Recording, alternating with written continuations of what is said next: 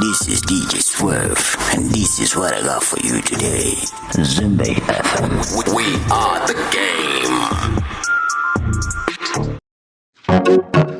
Police, that's the officer.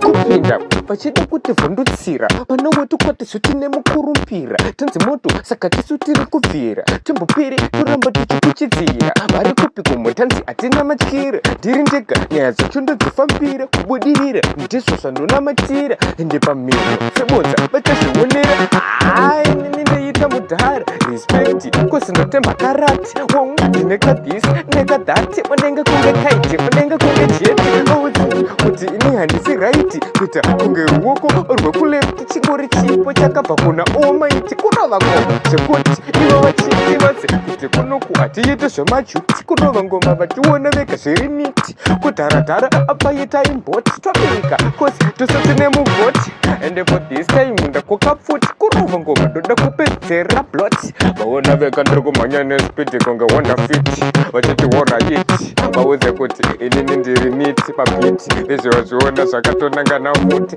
chinzwa ndova medza kuti mafanzi vachashereredza kurova ngoma ende patinoridza kubika ngoma zvokutopfuura sadza rova ngoma wangu iri hurudza kugona ngoma kwete zvokumanikidza nezvechipo bvunza kana gidza chokwadi chese ndiye anokuudza kurova ngoma iwe bvunza bosfidza anokutiva kuti ngoma ndinoridza vabva vasabvunza tomasi anokuudza kuita zvese zvemadhanisi kurova ngoma ndiatemire nikisi kurova ngoma dzinonakisa nyangwe esimasi audze kuti isusu takaropa odzwa najesu tisare kumashure kwetifanike bisi kurova ngoma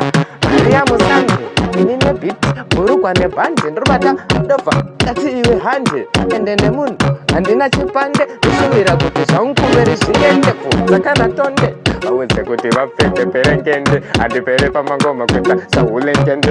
ende futi ndatora mukombe kuvhura ndafu kuvhura hombe vapfana ngavaende vanofudza mombe ende zvedu hazvirambe zvinoenda kumberi saka siya zvifambe kudhubhai ndobva bhabhaisa ndakwenda kudhubhai ndichibika mangoma anonaka semazaye matsaka anosara achiti bwaibwai kurova ngoma bvunza kana troyi anokuudza kuti everyday goma rarakabatirwa dhomo ndati